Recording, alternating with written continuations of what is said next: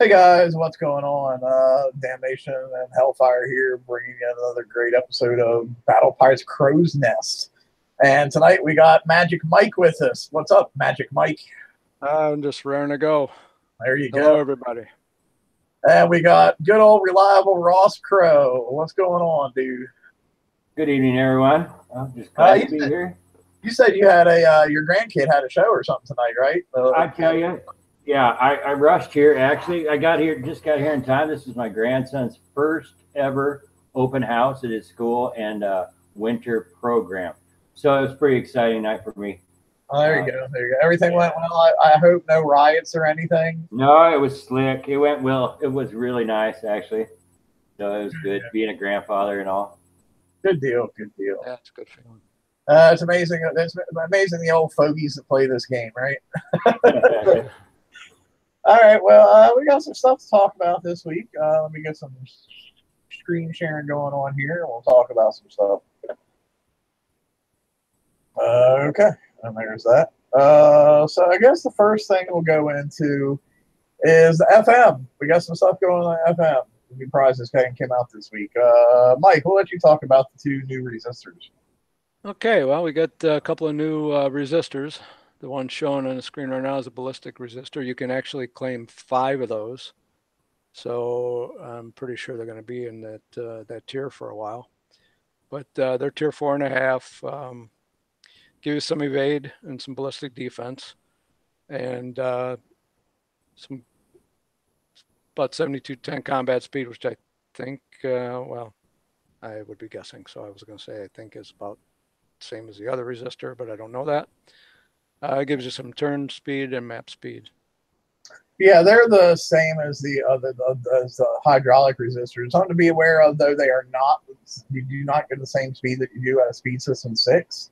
So if you're planning on putting these on like your Bucks or your Hydras, and they already have Speed System 6 on them, be prepared to do all the changes at one time, because otherwise you're going to have like a 2-mile-an-hour difference speed in your fleets, which 2 miles an hour doesn't seem like much, but it can be a pretty freaking big difference when you're trying to stack your fleet up and, you know, have all your damage going in and dealing actual damage and not getting hit by the opposing cannons at the same time. It's true. My FM fleet actually has one ship that is 1 mile difference, and I have to be careful sometimes. Yeah, is it 2 mile an hour? Do you happen to know, is 2 mile an hour faster or slower than Speed? The ballistic resistors is 2 miles an hour slower than what Speed System 6 is. Okay. Before we go on to the other, what do you guys think about them putting limited items in the FM? Personally, I don't like it because for some guys, it's going to take them 5 weeks to get it or not even be able to, which makes them pretty much unusable because you can't use them on the whole fleet unless you get, for reasons we just stated. So I'm salty on that. Here's like my thoughts are kind of like this. Okay, number one, one of the first things I thought of was, okay, you know, the FM is already pretty grindy in the first place. You know, I don't know anybody who's like, oh boy, it's time to do the FM. You know, everybody like dreads doing the FM. And now you've just exponentially increased the grindiness of the FM by putting these in there. Number two was like, okay, so you didn't actually add 4. You didn't actually have 4 prizes to the FM this week. You actually, or this month rather, you actually added 12 prizes to the FM this month. You know, and like, and the other thing was, okay, well, you know how we usually get 3 prizes and 2 or 3 prizes in the last year, depending on how many weeks are in the FM between raids, and we all have that one free week that the only thing you have to get is a chest. You know, you already claimed the new prizes and you can just go straight to the chest that last week. Is that going to continue to be true with these limiteds? I mean, has anybody seen any information on that or not? No, I haven't seen anything. No. So those were my first initial thoughts I thought of right away. So, I mean, I don't know. I like that we're getting resistors other than the hydraulic ones, but I think they would have been better served putting them in like a TLC, or I'd put them in a TLC. This would be like, you know, one of each resistor in the mastery round. That would be perfect. You know, because they like to give us 5 run-throughs of mastery round. Put these in the TLC and put 1 of each in the end mastery round. Boom, there you go. Yep. Make these a blueprint item or something if they were going to do it that way. So, yeah, but I mean, I don't know. Yeah, I don't like limiteds in the FM. I do not like them saying I am. Is this the first time they've done that? Yes. Okay. As far as limiteds in the FM, yes. To the best of my knowledge, it is. Yeah, I was a little shocked when I saw it. You want to do this one too? Yeah, go ahead and do this same one. So carbon copy the last one, except this one is radioactive. Everything else is the same. Yeah. I mean, what I'm finding interesting. Okay, like for example, I know there was people who were hitting the S targets last raid, and they had done refits to go from the CL3, and they just want the layered armor instead. I'm wondering now if they can actually go back to CL3 and put like the ballistic resistors on, and actually that way they'll have a little bit better resist. Their ballistic should stay roughly the same, I think, at that point, but then they would have a little bit better for radioactive. So I think both of these actually have a good place in the game, and I don't necessarily like the way they've chosen to deliver that. But the items themselves, I think, are great. Yeah, I agree on that. I think the items itself that's pretty nice. You know, it's not that great of a thing, but it's some. I think it's enough to make a difference. So the items are good. I don't know how long the build time is, so I'll have to take a look at on how long each one of those takes to swap out. Take off roughly 20 hours. Okay, then I'll have to add the time it takes to remove speed 6. So I really think primarily I'll be using those on items that I have not built yet myself. And I mean, that'll be my strategy, but I like the items.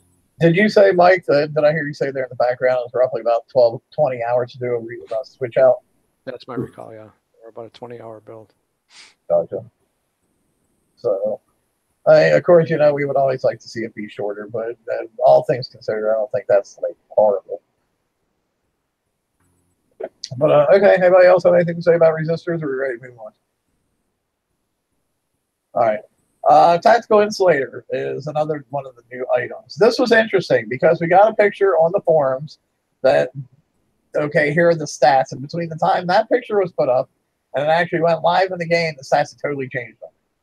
As you can see, the one I have crossed out is the old one. And that originally the evade bonus was the same at 10%, but the tactical field resistance was going to be 50%. But then by the time we finally got it, the evade was the same at 10%, but the tactical field resistance was only 35%. I will say this. I'm glad they did this change before it actually came into our hands and people had started refitting it. So very good job on that. I just wish the original information we got would have been a little bit more accurate. But, you know, hey, at least you know, we got the end product was what actually went into our hands, and we didn't have to, like, you know, build it and then be like, oh my God, it's not what I put on there, and have that kind of meltdown. So yeah, so that was a good thing. But I'm not 100% sold on this yet. I know there's been lots of people doing testing who did testing with the Shield Attack System 3 and some of the targets, and they said it was not working on those fields at all. So I'm not sure if I would put this on my current siege holes to find out if it was going to if take that gamble on whether it works or not. You know, I mean, I really don't know. What do you guys think? The bonuses are, you know, they're good. The total weight's good, normal. Everything's okay on it. You know, it looks for good. I have to wait myself because I'm one of these people that has been affected a great deal by the shield attack systems. And so I'm going to wait until I find out from others on how they've been using it and how effective it is before I start using it. But it looks good, you know. So I'll pick it up. Yeah, I'm in the same camp. I want to see a video or two or see how it works. Yeah, I mean, I guess the unfortunate part is this falls in the category that a whole lot of stuff seems to be falling in it anymore, that we aren't confident in what they tell us is going to work and not going to work. You know, like they specifically said that, you know, the shielded tactical system worked great in the Buccaneer target, but then when people went out and tested it, they're like, no, not so much. So it's like we don't have confidence in the product that they're currently putting out, I think is the main point I'm making. Right. I don't think it's it doesn't seem to me that it's a required item at this point. To me, I haven't seen any target that's definitely required in. Have you? I mean, do you know that? If it worked properly and correctly the way it was supposed to, I could see it making a big difference in like the S Buccaneer targets that we had last raid. I could have seen it making a big difference in that. Because, for example, your drain that happened on your charged armors would have been happening 35% less. So instead of having to run out like, you know, 2 or 3 times, you could have maybe only had to like run out once. So yes, I could see it making a difference in something like that if it was working correctly. Okay. But it's that big unknown. Yeah, it's a pretty big refit. This one I thought was very interesting. The Voyager CIC. You know, okay, so you lose 15% to all your damages, but you get 10% to all your defenses. And hey, for your expedition payout bonus, you get 15% for each boat that this is equipped to. So if you have, say, a fleet of 5 that have Voyager CICs across them, you would get a 75% increase bonus on your expedition payout. Okay, let me start with this. Expeditions wasn't one of the big things that they kept saying, and they were pointing out why it was so great, that you could use your old fleets to go out and hit these things, your old fleets that weren't doing anything else, go hit these expeditions and come back and bring you all kinds of resources, right? That was like their big main selling point, correct? Right. Please explain to me what old fleet that I already have I'm going to be able to put a Voyager CIC on. Yeah, you're not going to be able to. I mean, we are now expected to build an entire new fleet to do expeditions. I don't know. Expeditions isn't really. in the same token, maybe those new generalist hull owners that did those. I've seen a couple actually, even on the water. Yeah, I haven't seen any fully built, fully done, but I've seen a few on the water, and maybe they're just trying to add to something for those people to do with those hulls. In all honesty, I mean, there's not a lot right now for them to do. But I mean, I don't know that anybody's going to build a full fleet of chameleons just to send them out on expeditions. You know what I mean? I agree, but hey, there might be somebody. But you know, I'm in agreement.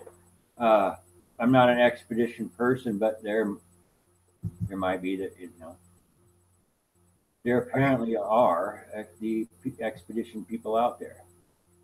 To me, I don't know. To me, it's almost like, okay, we realize that the expeditions aren't paying out as much as they should.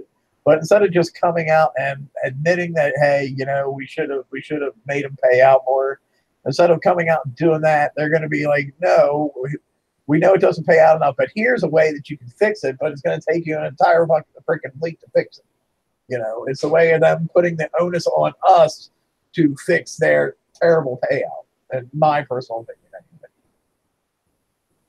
But, you know, maybe some people out there who are all about the expeditions, like you said, will be like, oh, I got to build a fleet of these now. So instead of getting my 19,000 titanium for my 3-day run, I can now get 27,000 titanium for my 3-day run. And waste a month building them. Yeah.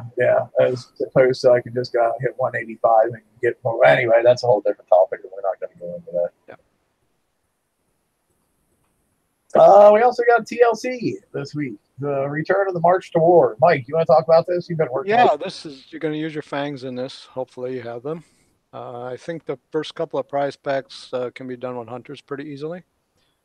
I have done this before, and I experimented with it a little bit today, and seems like it's the same as prior. So, you know, if you have experience with your fang teeth or tooth, you won't have much difficulty. And you have the 5 times through for the eviscerator, but you get generic Conqueror tokens, 3-day Conqueror tokens, which is that's the biggest thing in this whole. Well, actually, the 2 biggest things to me are Prize Pack 3, where you get the kinetic motion cannon, because that's pretty nice cannon to put on top of your OP. People are finding ways around it already, but I still think at this point in the game, it's better than the Omega, in my personal opinion. And the hugest thing, though, is the 15 days worth of Conqueror build tokens if you do the 5 run-throughs. I mean, we got new bounties right around the corner where we're going to be getting the new Conqueror hull, and you know that you'll be able to like spit like at least 3 or 4 of those new Conqueror hulls out like almost probably right away. Well, okay, maybe 2, but still, you know, you get my point. You're going to be able to start spitting out new Conqueror hulls right away if you pick up on these tokens. Yeah, I'd agree that this right here, the March to War, is probably, you know, it's the best TLC that we've had out in a little while. As far as the prizes that are offered and the effectiveness of current game applications, being even the Siege Reloader 2, it's actually a very nice special, and that's in Prize Pack 1. But what I have noted, I don't have a full MK1 fleet myself, and what I've tried just to do the Prize Pack 1, all the battles with the hunters with the 3 MK1 hunters I have built, and they won't do the 3rd battle. So each prize pack, so far the 3rd battle is stopping if you're only the hunter owner. Than this time, I would think. So that's kind of hard on some of those people. Some of the people that are just the MK Hunter fleet owners, and they don't have the Fangtooth. There are, believe it or not, there's quite a few out there, so they're limited. But for all those that are not, no matter what, I mean, it really is worth quite a bit of time to try to get to Prize Pack 3 for sure, to get that kinetic cannon. In my opinion, here's my big hope that it's too late at this point to hope that they fix these fiascos and TLCs for the Fangtooths and Hunters the way you have to have both or just one or whatever to get prizes. It's too late for them to fix these. You know, we got what we got. What I hope, though, what I sincerely hope, is that they learned from people's displeasure over this, and when we go into the Buccaneer Hydra TLCs that we know eventually will come out, that they've learned from the displeasure people had from this and find a different way to approach those TLCs where you're not hosed if you don't have both fleets. Right, possibly even add an additional. Make it two TLCs if you need to. I mean, that surely would generate the same gameplay. Well, and worst case scenario, you could have you have the campaign there for the Buck owners, and you have the one there for the Hydra owners. And whenever they start one, the other one gets grayed out. So they can't double up on them if they have both fleets or whatever. Right. But it's a way that you're not screwing the people who have only one fleet but not the other. That's just my opinion. Just something I would like to see them learn from this mistake and change moving forward. Let's talk about some of the prizes that we got though. Ross, why don't you go on about the Eviscerator? I think you have some experience with this boat. I will. I'll talk about this hull. Now it's a Draconian class Conqueror hull. It's the 6.5, so it's the top of the it's the top of what we have out here now. The armor points of 150,000. Now it gets a ballistic damage, ballistic range, penetrative, explosive, concussive, corrosive, radioactive, all damage, 25% bonus. It does have a remote targeting, no kidding, for mortars, and it's got an extremely high fall off rate. So I don't understand those stats or that in mind, but keep that in mind. It does offer that ability. It has a ballistic deflection of 83,600, concussive of 23,940. The explosive is very high. The explosive deflection on it is 450,000. Penetrative deflection is 127,000. It has radioactive deflection of 57,000 and corrosive deflection of 38,000. Defense handicaps, just like the rest of the hulls out there, the 100%. It's got a combat speed of 30 and a turn speed of 10. Now it's got 8 weapons slots, 3 armor slots, and 6 special slots. It does have thermal imaging at range of 95. Let's get straight into the meat and potatoes of this hull. What's it good for? It's a beast. It's a really good hull to take out a Hope. This in a base. If you can keep the speed and keep it moving, so you don't have to, you can avoid that new OP gun. This hull is the Hope remover. Now, I'm assuming you've had experience with both hulls, both this and the Boulder Fist, correct? Yes. What's the main difference between the two hulls? This one will actually take more of a shot from the OP. This one takes more damage. It does take more damage than the Boulder Fist on the OP. And I believe also that the Boulder Fist, I'm just going off my memory, I think has a greater range. Okay. Because I know, there's a lot of people out there who do a little bit of PvP, but they're not like really up on their PvP. So I was just trying to hope that we could tell them the differences, like what this was better for than the other one, or vice versa. And I guess the biggest thing would be that the Eviscerator is kind of similar, but it's much easier to get than what the Boulder Fist was originally. Now this hull here has got some great features. However, though, I wanted to talk about the actual slots themselves, the weapon slots. You can put the scatter guns on this hull, so you can really boost the defense, the deflection stats extremely high with the new scatter. Yeah, I know. Myself, I started tinkering around with an Eviscerator, but as always, I got sidetracked by other non-PvP stuff, and sometimes I'm just too lazy to go out and gather up titanium, I'll be honest. But like I was going like, okay, out of those 8 weapon slots, I was personally putting like 3 scatter guns on to up my defenses a little bit, and then going with the chaos chain gun on all the other slots, and we'll talk about that here in a little bit. But yeah, it's very versatile, and like I think we talked about this the very first time we talked about this hull too. It's like it's almost like a generalist base hitter, because it kind of has like bust to kind of everything there on the damage side. So right. It's like a catch as catch can type of basic hull, in my opinion. Mike, did you have anything you want to add on the Eviscerator? No, I don't. Okay. Mike's like, you're talking about that PvP. Yeah, you're talking about PvP stuff. We got Siege Reloader 2.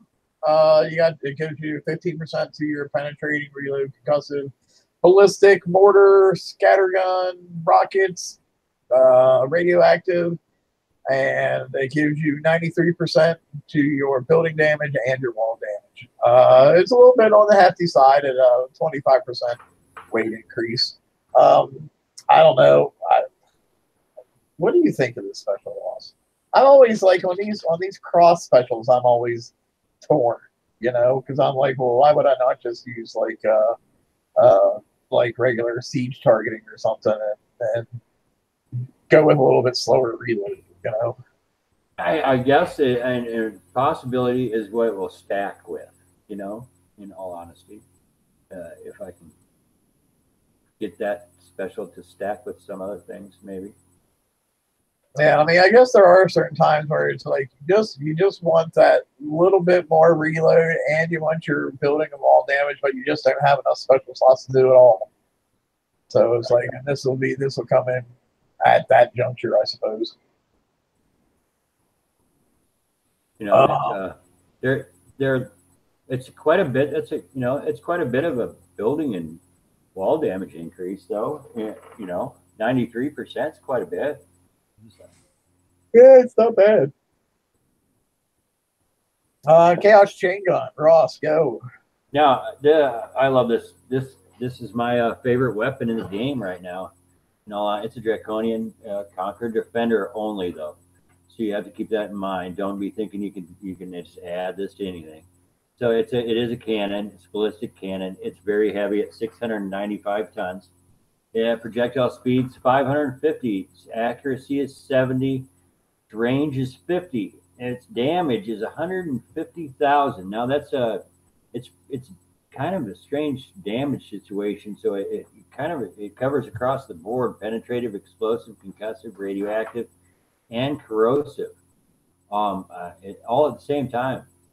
And so the wall damage is 22,500, along with the building damage is the same. It has a reload time of 6 and a salvo of 15.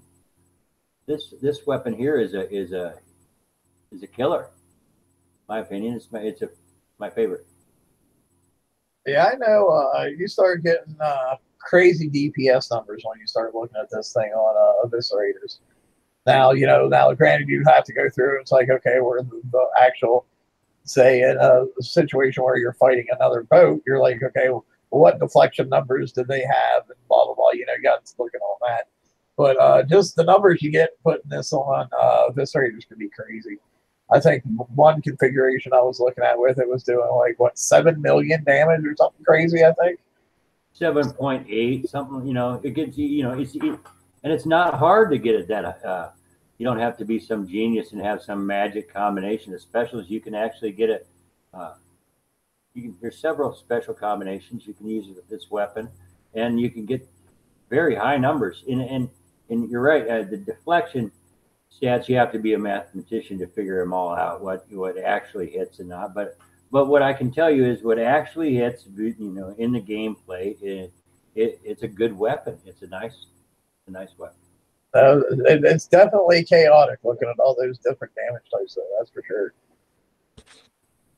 And then we got the kinetic motion cannon. Who wants to go on that one? Mike, why don't you take it? We'll give that a try, yeah. It's a tier 7 Forsaken. Sits on top of your outpost, obviously. It's a cannon for ballistic type of damage. 1,000 projectile speed. It's got some splash of 70. Bit of spread at 5. It's pretty good range, 275, and delivers some pretty good damage at 403,000. I don't know how they come up with 403,020, but that's what it is. Reload's a little bit lengthy, but 15's on a reload. That's the go-to right now, I think. I know personally, I think the thing I like most about this cannon is the fact that 403,000 damage is not split up amongst a bunch of different projectiles. It's just like one big ass bullet barreling down on you, So I definitely kind of like that. It's the most effective weapon in the game on your base right now. So, yeah, it's a good one. Does it? What boats does it have problems killing? I have most luck surviving the longest with Boulder Fest myself. As far as just sitting still and letting it hit you. Now it's a dumbfire weapon type thing, so it does fire behind you. So you could effectively maneuver. You could outmaneuver it with any hull that would be fast enough. Depending on if you're going right head on at it, depending on the way people have their channels built and so forth. But speed is a definite consideration in getting by this cannon. So then, to combat that speed, people are going to want to look at having like the Scourge Undersea Wedge and have their Scourge faction for the slowdown effect. Have some cleverly placed of those EMP things on buildings that when they're trying to breeze by, it'll stun them and make them stop to get shot by this cannon. So, or lockdown rockets on their defender hulls when they try to breeze by them, it'll slow them down and allow them to get hit by this. So that's the one thing you're looking at with, in conjunction with this cannon, is anything that will slow the attackers down in your channel for this thing to give a chance to pound upon them. Correct. Or, the length of time. The longer, the better. The more shots it can get off at them, the better. Don't make your channels too short or anything, so that this thing has the actual time to work, Yeah. So there you go, guys. There's some, not only the stats of the cannon, but some tips on how to use it as well. Since that kind of, that's a good segue to lead us into the, talking about PvP, that'll lead us right into the changes that they did for the TAC mods this week. So, captains, as part of our plans for PvP in 2018, we wanted to reevaluate the current state of PvP, specifically with base hitting. With base tactical modules having the ability to be aggressively stacked in 2017, we found the intended balance of hulls would be invalidated faster than anticipated, reducing the overall lifetime value of Conqueror hulls. Additionally, it forced us to dramatically increase the defense power of newly released Conqueror hulls, which was never intended or planned. In order to help correct this for 2018 and stabilize the rapid power increase, beginning today, we are implementing limits to how many times auras granted by base tactical mods can stack. Let's go through all these slides, and then we'll talk about the actual effect and what we think the long-term effect on the health of the game and players is going to be. So from this point on, fuel air munitions 1 and 2, the KD1 kinetic buffer, and the overloaded reload mechanisms will only have an aura stack of 1. That means you can have 15 fueled air munitions piled up around your mortars if you want to, but they're only going to get the benefit of 1. And if you have like a fuel air munition 1 and a 2 there, they're obviously going to get the benefit of the one that is higher. So these 4 guys, you can only have an aura cap of 1. Hey, we're going back to aura caps again, because that was not confusing when we had it in PvP before. Everybody liked it. Oh wait, no, they didn't. Let's see. Combined defense 1 and 2, splash dispersion system 1 and 2, concussive dampening overlay, radiation suppressor, explosive overlay, and chromium overlay are all going to have an aura cap of 3. So that seems pretty clear. And then last but not least, fire support 1 and 2 have an aura cap of 5. So you can still have all your, all your warehouses parked around your mortars and have fire support on all of them. They'll still get all 5 of those, plus just not so much for fuel air munitions anymore. Ross, you're the big base hitter in the game. Well, for our show anyway. What do you think about these changes? They hurt me. I mean, personally, they hurt me. My base is pretty. I take pride in my base. It was pretty good. It was beatable. I know for a fact it got beat before this change. And I'm seriously right now. I'm nothing great, but I take pride in my base. It's usually pretty good. It's within the top 20 usually, and I'm in the game.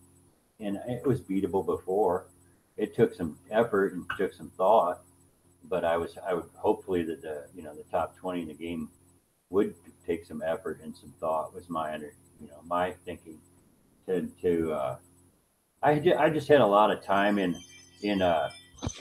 actual base, getting base parts to do all that swapping over to make all these specials work. And I understand that they're gonna offer me some 2 weeks some free swapping over, but my base has changed now. In all honesty, the weapons I have are not now the weapons that I will choose to So I will be wanting to change weapons, and I don't have any free tokens to change my weapons over. So for me, it's causing some frustration. I think it's something I'll be able to deal with. I think actually I've already managed to it, but the way I had to deal with it was to change my base guard and rely on a total base guard now. So I personally am not really thrilled with it. Mike, you got any thoughts on this? Well, not a whole lot. Just I had just finished going the other way and putting all the other stuff on most of the island, and now it's useless. But yeah, trying to figure out what changes it has to be made. I know Cobra GT over chat is saying it's not the turrets and stop fleets, it's the guard. That's not always necessarily true. I've seen bases with no guard stop fleets before. My base has at times stopped fleets while it had no guard in it. So that's not always true. I think that's what a lot of people, and don't take this personally because I don't mean it that way, but I think a lot of people who can't necessarily design a good base tend to use it as a crutch, that it's the guard that kills the attacking fleet, not the base. But I've seen some very effective bases out there without a guard. My base did quite a bit of damage. My base did quite a bit of damage with no guard, and it still does, because I was able to do some tweak here and there, and get some damage back out of some things with the correct movements, but nothing near where I was as far as the I'm just mainly talking about the Epic Cat mortars, in all honesty, and their effects on the King's Writ, where the King's Writ that didn't have a chance in my base at all with no guard, and now they definitely have a chance. So that's a big change. But in the other aspect is that it opens up those people with the ability to hit more base, the King's Writ owners to hit more bases, I believe. I don't know. I got a couple different problems with this. Well, I'm going to go back in the slides for a minute to their initial mission statement, or whatever you want to call it.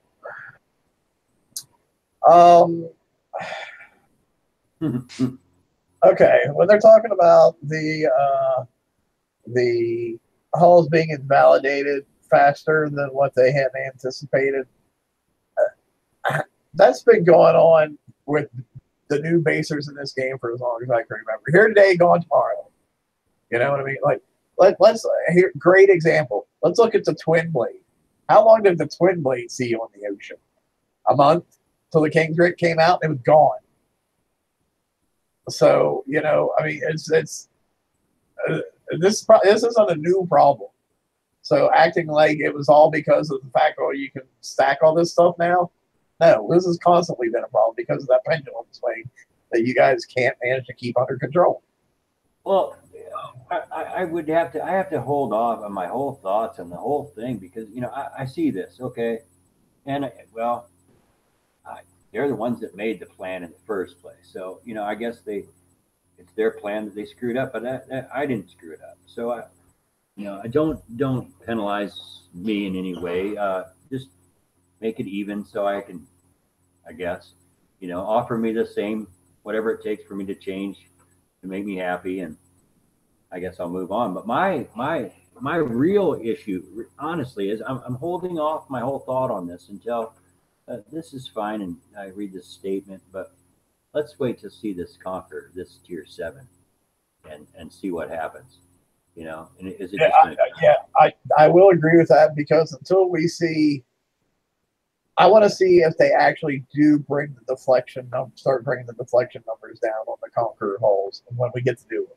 Because if you're still continuing to stack those deflection bonuses, then this whole mission system, this whole mission statement, and everything you're doing is nothing but a big ass crock of shit if you're still going to keep having those huge ass deflection numbers. Right. I mean, part of me actually wants to say that this is just the first step in the next pendulum swing, to where basers are going to be on top again for a little while. But soon they're coming out with the next line of must-have holes that are going to take, 30 days with full base parts to put in your base. But okay. So, they're letting people refit all these tax stuff for free for 2 weeks. That's great. What about poor little Joe over here that the day before this announcement was made started putting a cannibal Wendigo in his base? Joe took Joe like a week to gather up 1.3 million base parts to get it down to 15 or 18 days or whatever the hell ridiculous number it is. So now he's left with the choice of, okay, I can scrap all the effort I put in to get those 1.3 million base parts so I can take advantage of being able to swap out all my tac mods, or I can wait, let my turret finish, and totally lose out on being able to do all these tac mod refits. So I feel pretty bad for poor little Joe who was in that situation. And there's a lot of people out there who I know are in that situation at the moment. There, believe it or not, there really are. I personally would. My suggestion is cancel. Take advantage. I think over the big picture, you will take advantage of the base part situation and write a ticket and hopefully pray for the best and worship the kickback gods for a minute. I don't know, and hoping they can refund you or return some of the base parts in your base. But yes, Mark, we know you can change your tac mods for free, but we're talking about the 1.3 million base parts that little Joe gathered up to do his turret that he has to cancel. Base parts took 18 days with a full load of base parts. Another thing I say, yes, it's great. You can switch all your tacs out for free, blah, blah, blah, wonderful. That doesn't change the fact that I'm now going to have to change tons of turrets in my base because of this. And I'm going to swap out these turrets that cost me 18 days with full loads of base part, probably for other turrets that are going to cost me 18 days with full loads of base parts. It's like, okay, well, I'm a bad example in this because I only ever had 2 epic cats in my base anyway.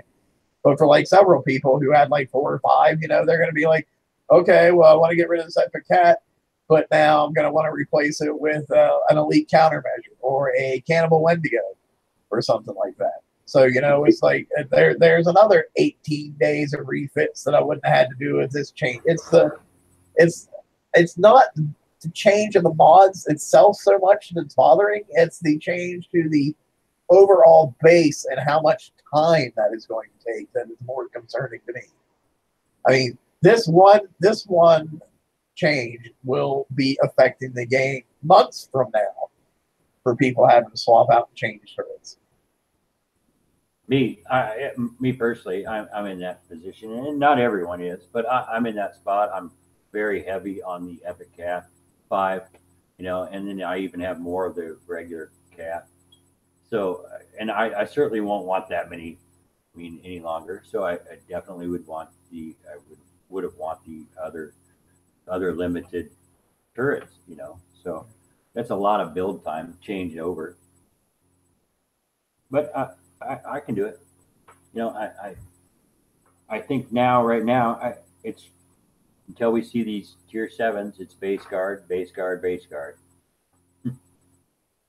I know one thing I've suggested to Kicks, and I hope they take it into good consideration. We were talking about little Joe and his terrible situation of having 14 days left on his turret or whatever. I've actually made the suggestion to Kicks that they, for everybody who logs in within a certain amount of time while this is going on, this whole changeover is going on, just give out like 1 or 2 7-day structure tokens to everybody, In the long run, it costs you pretty much nothing really to do that. But it would foster a whole lot of good feeling from the community that, in my opinion, is very sorely needed right now. because there's not a whole lot of good feeling from going from the community kicks at the moment, and overall in general. Am I wrong in that assessment?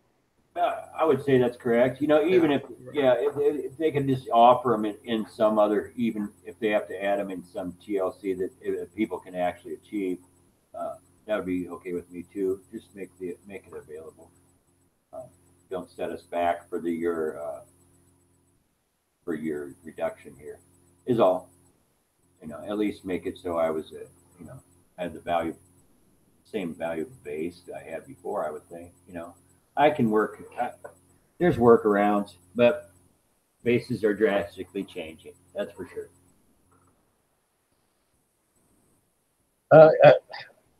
I guess what's really confused me too is like, okay, well, if you realize back in 2017 that this was beginning to be a problem, why didn't you nip it in the bud right away?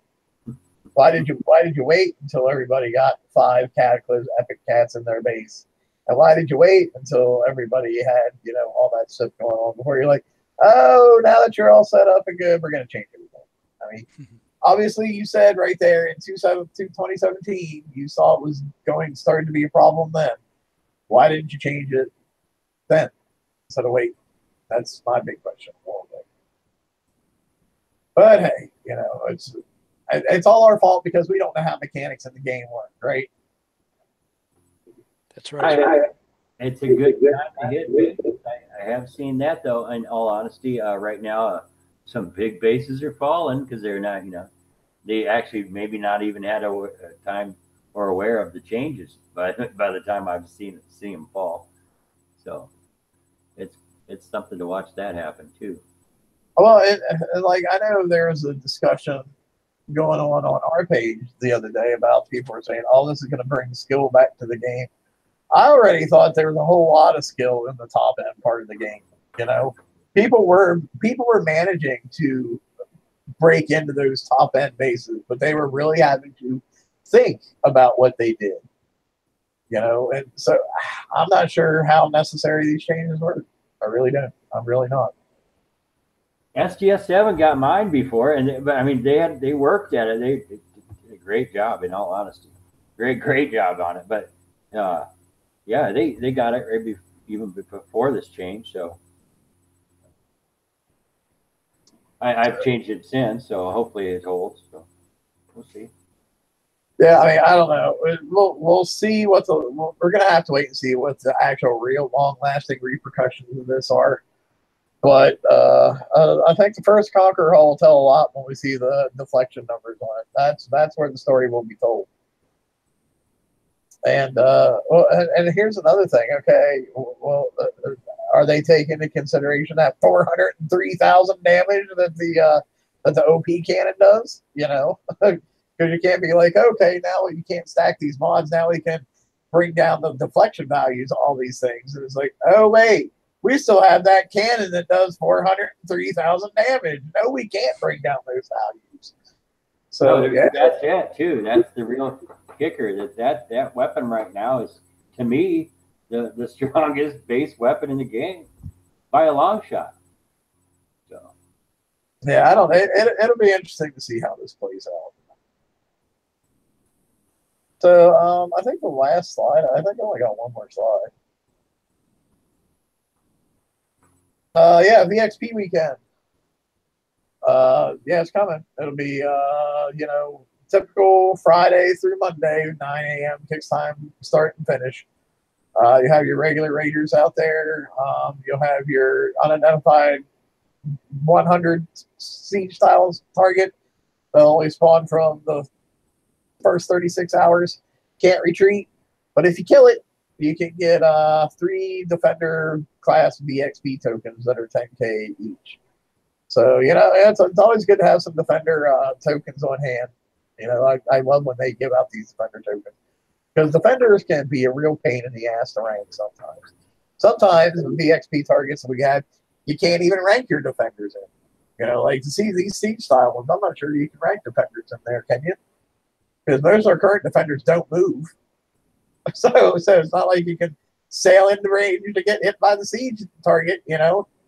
So, right. Yeah, those tokens definitely come in handy. because defenders are just overall a pain in the ass. And the most effective thing to fleet to kill us was that the Phoenix. Am I correct on that? What's that? Was the most effective fleet, if you were just running to run around and kill these things for the tokens, was that the Phoenix? Oh, no. You're going to want to use your siege fleets for this. That would be either your Buccaneers or your Hydras or your Cannoneers or your Ironclads. Oh, very good. I was just trying to remember the last time something like this happened. I didn't remember what fleet it was. Oh, yeah, we just had this last month, and I was using Cannoneers to go around and kill. Because it was the Scourge targets that had the big jaculator launcher in the middle of them. Right, the 100. Yeah, Okay, and I was running around with my Cannoneers and killing a bunch of them just to stack up on the token. Now, I won't be able to do that anymore. My Cannoneers really pissed me off one day, and I scrapped them. So I won't be able to do that this time, but hopefully my Buccaneers can go around and kill them. Yeah, I'm not pulling the Cannoneers out for anything. I have them, but I haven't scrapped them yet. But they're I don't use them. You know. Oh, dude, I got so mad. I was hitting the 103 base parts thing, I think, one day, and lag got me and, did a massive amount of damage to my fleet. And I was like, you know what? It's not going to take me any time at all to repair these. Scrap. That's what I have, too. And it's not the hull itself. It's my game, the play itself. Something will pop up and visually I see on my end, I see a good inch home. It feels like, move forward and bam, half my fleet's dead. So it's more frustrating than it is fun to use. So I park them, but I am looking forward to using, I'm doing well on my Buccaneer fleet. And so I'm hoping that does, I can build up some tokens that way. I know. I personally, I'll have a Hydra and a Hydra flagship to rank the XP weekend. So I'm looking forward to getting that done. I'm hoping it works the same way as the last time, because I think we managed to have only 3 entries and you were done. Yeah. Well, from your mouth to God's ears, we'll see. We'll see how that works. I hope it's the same way. That was sweet. I mean, really, that was sweet. They're not cheap to rank, though. That hull it's not a cheap hull to repair. So in that aspect, I was glad to see the 3. Right. So you could use a grease monkey and go in there and do it at least twice in one day, and then one more time, and you were done. I mean, it all depends on how many boats you're trying to rank. Like grease monkey might not even be necessary. You go in, hit it with a triple salty at the beginning. If you're only ranking three boats, say, you just let it slow repair, and then you'll go hit it again, and then go hit it the third time, and you'll have plenty of time to do it without even using a grease monkey. That's true. That is true.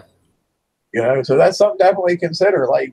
Go hit your first one with your fleet, die, and see how long it repairs, and see see if you can get it in naturally in the 36 hours without burning a grease monkey. Because those things can be hard as hell to roll sometimes. Yes. I don't know. I think that's it for slides. You guys got anything you want to talk about?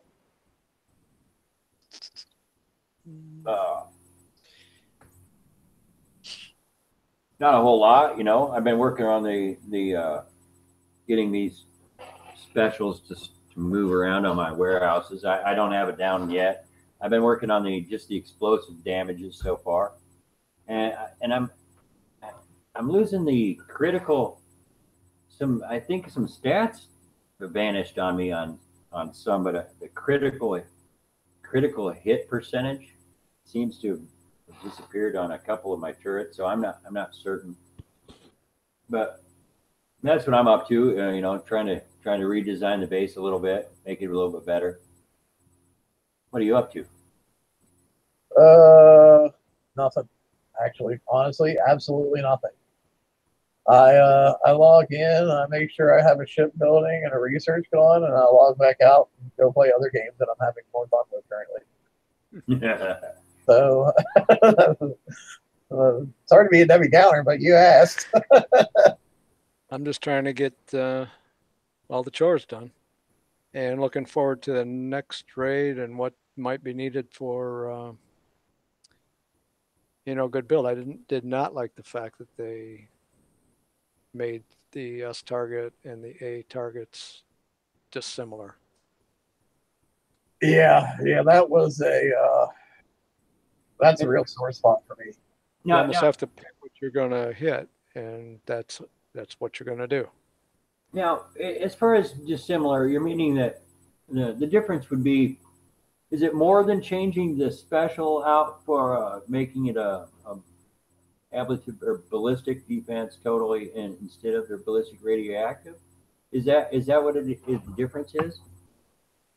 It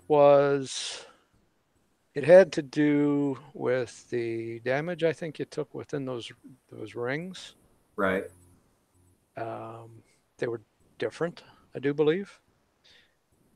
What happened was they had those big ass emitters, the ones that gave the big ass rings in the S set that were not present in any of the other sets, that you would enter them and it would just suck the life out of your charged armors.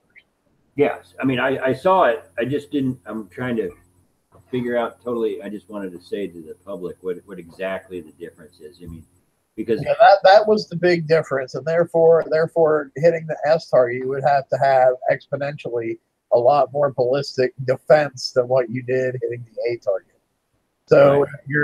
your boats that were faring well in the regular A targets, and you'd be taking 15, 20 minutes damage on auto or whatever, you would attempt to take them into the S target. And if you were running the exact same setup, no crews, no nothing, as what you did in the A sets, you would get annihilated extremely quickly because of how fast your armor blows get drained. Yeah, you almost had to wait until the charge was up and then rush it and take out those emitters all in one shot, go out and retreat, recharge, come back, and then do some more work. And here's what I found interesting. I found this extremely interesting because, the Buccaneers are supposed to be quote unquote the auto hull or whatever. Before they gave it its nerf or its rebalance or its readjustment, whatever you want to call it, it had 3 times more of an armor pool than what it currently had. Right. Now, most people who I have talked to, if they didn't do any changes and tweak their fleet before doing the S targets, would have to retreat out of the S target about 3 times before, to reset their pool to make everything work out good. Yep. I find it no coincidence that those 2 numbers directly correlate to one another. If you have to go in and out of the target, guess what? It's not an auto hull anymore. Not even a little bit. I don't even do that. I mean, that removed the fun for me. I didn't go in and out to the target, so I had to change the targets in which I hit. And I'm one that just will do that myself. I'm not going to sit there and go in and out of a target 3 times. No thanks. I'll move on to a different target, and that I can do on auto. While I can do, that's just how the game I like. I mean, Dynamite Chap, I see what you're asking about. Why don't they have all Defender tokens for all Defender VXP? And we can't answer that. We're not Kickside. I mean, we've been asking that. I personally have been asking them that question for about a year now, or however long it was that they first started putting Conquer tokens in that thing. I've been asking them that question for that long, and they will never come out and give you a solid answer. It's because they hate defense. Kickside hates defense. They only want to see people out smashing bases. They don't want to see anybody defend their base. I'm just looking forward to seeing the Conquer, the Tier 7. The next Conquer Hall. That's just what my next step in the game is. And that really will base my opinion on what's going on now, because they've had a rough start. Let's just say a rough start to 2018, in my opinion. I do like some of the change, and in all honesty, I like the event. I just think we're really heavy on game errors, and at this time, I'd like to see more time spent on some of that. But I like some of the changes they've been making. They're drastic. So I guess my biggest issue with the changes so far this year are the presentation on how they're delivered to the public, including myself, and just I am the same as the public, and I'm just a player, and I think that how the information is disseminated to me and the masses is poor, and I'd like to see that improve. So, and I think I'll believe this statement made when after I see the next tier 7 conquer hull. If it's a huge drastic, pendulum swing that none of this base adjustments even mattered, then I'll have to rethink this.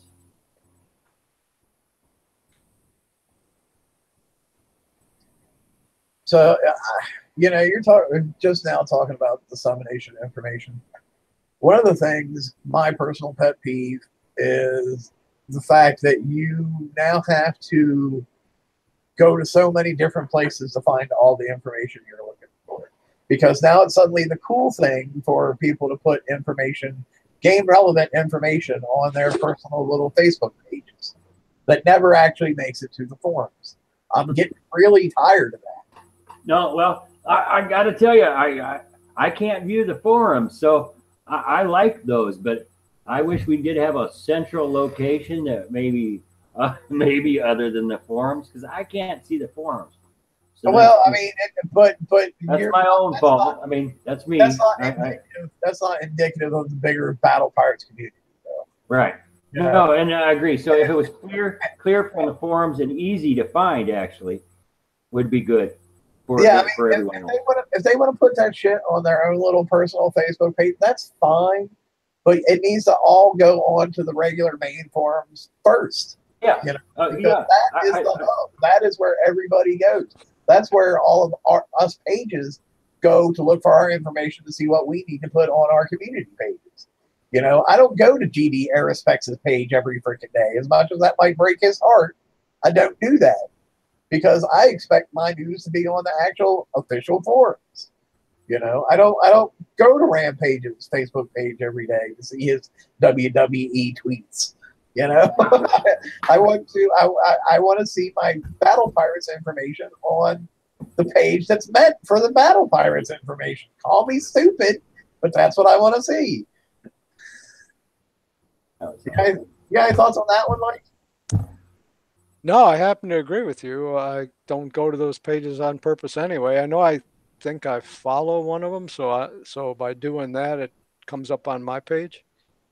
But I don't follow the other, and I don't aggressively go in through the forums because, quite honestly, I find it a little bit confusing to try and find what you might be looking for, a relevant new update. I think they could use more to their advantage some of that banner over the top of the screen there, if one is not playing in full screen, or I understand using Facebook Game Room. You can at least get a hint of something new that's coming up. Maybe they can give you a link there or something. But I'm probably, along with a whole lot of other people, I just think they do not communicate at all. And I think there's a strategy behind that. Something I do want to talk about real quick. I want to mention it now before I forget it.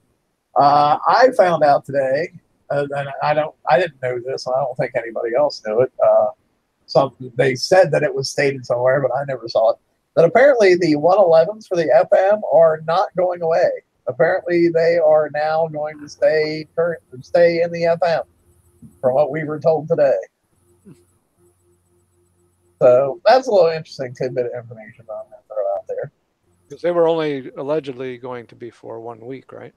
Well, no, they were supposed to be out for a couple weeks to give people time to get adjusted. But yeah, it was said to us today that apparently they are going to be sticking around.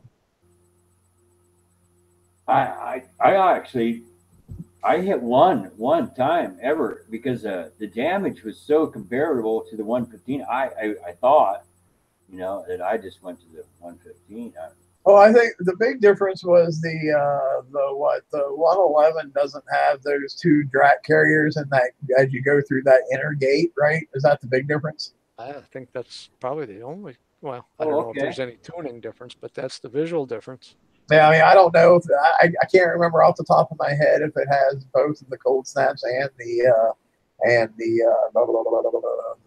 why Arc can missiles. Yeah. yeah, I don't know why I can never remember the name arc missile for some Yeah, reason. it does have those. Oh, I think okay. the only difference is the carriers. Okay. Here's a crazy question, and this will probably be the last thing I'm going to bring up because we're actually over time a little bit right now. FM, do you guys really think it's back to the way it was before that they did all those last tweaks to it, or is it still not back to where it was before? I don't think it's all the way back. No, it's not. I mean, it's just not. It's not for an icebreaker fleet. I mean, right. It is for my 3 or 2 Zelos fleet, but so it's fleet dependent upon what, but it's not. I know for me, I used to be able to do like 6 or 7 115s before I would have to go in and repair my icebreakers. Currently, I'm lucky if I get 3, if I get 3 and then they're like half dead. If I really push it, you know, before I go to bed for night, I get 4, maybe 5 out. So yeah, I don't. You know, they said they rolled back those changes and everything was back to normal. And at very first, it seemed like that was true, but now it seems like we're not as bad as it was before, but it's not near what it was before. If that made any sense. No, I would agree. It looks like it's definitely there has been an adjustment. I can't say they have done nothing because it's better, but it's not the same. Yeah, RB and Chad is saying it's the UAVs. I honestly don't think it's the UAVs. I think that it's splash from the arc missiles. I think that splash has gotten a huge bust somewhere along the way. Because that's where I can look, and if an arc missile lands close to me anywhere, I can see that's when my health pool goes down. The UAVs don't seem to affect my icebreakers all that much. It has to do with more executioner missiles are getting through now than what used to, and that splash from the arc missiles I think is. So I don't know, but whatever it is, it's not back to where it was, and I'd like to see it get back to where it was. But I'm not a big fan of actually having to spend like 3 days doing my FM in bits and pieces. You know, like, call me silly. That's 3 just days. Can you imagine the seat time? Right. Well, that we're all doing right now to get all these prizes. This is a lot of seat time for limited items. I used to I got an icebreaker fleet in the first place because I hate the FM. Yeah, I don't hate I hate grinding the FM. I really do want to just do other things. Now I'm really grinding. Holy cow. Yeah. You're 11 million points, I think, to do the whole FM, if you want all 5 of those. 11 million. And there's like at the most, 2 115s in my 3-sector area. Yeah, it seems like lots of people have been saying they have 115s are having a low spawn rate right now. Right. I personally myself haven't had any problems finding any of them, but yeah, I've seen other people complaining about it. I think it picked up a little bit later in the evening yesterday, but during the day it was horrible. I don't know. It was when the weekly started, and I had one right outside my base, and I was like, "This is perfect," you know. And I hit 2 of them, and it never came back. Came back, right? Oh man, that was a team. Cuddle over in chat is asking, does anybody know if the limited items reset next week, or it's the same block of 5 that we can get for the rest of the month? I'm pretty sure it's the same block of 5 we can give for the rest of the month. I don't think they will like next week. You can get, if you got 5 this week, I don't think next week you'll be able to get another 5. Pretty sure that's not what they have intended.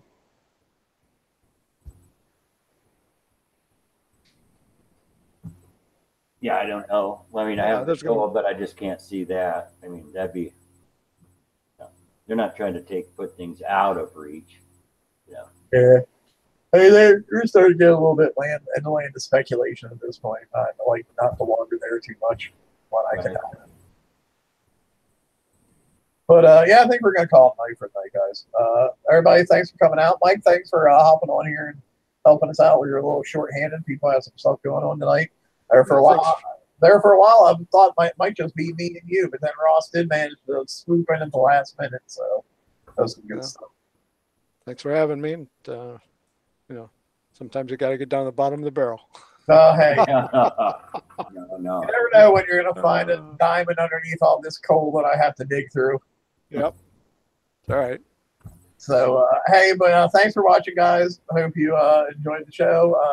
As always, you know, your chat helps a lot. I try to be pretty interactive with you guys when I have the time. Well, be honest, when I think about it. But yeah, so give us a thumbs up if you like what was going on, and share it to your pages. And we'll talk to you next time. Laters. Good night. Bye. Good night.